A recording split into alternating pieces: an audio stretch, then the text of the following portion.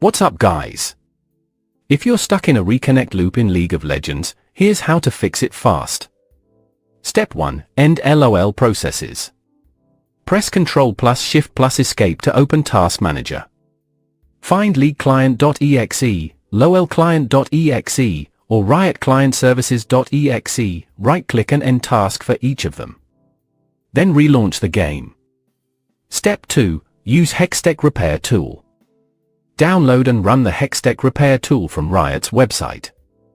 Check Force Repatch and let it scan and repair any corrupted files. Step 3. Flush DNS cache. Open the Windows search bar, type cmd, right-click Command Prompt, and run as administrator. Then type ipconfig to flushdns. Hit Enter and restart your PC. Step 4. Switch to a stable network. If you're on Wi-Fi, try using a wired connection or restart your router. Unstable internet can trigger the Reconnect bug.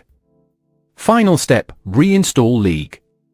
If nothing works, uninstall League of Legends completely and do a fresh reinstall using the Riot Client. That's it. These steps should fix the Reconnect loop once and for all. If it worked, drop a like and subscribe for more quick fixes.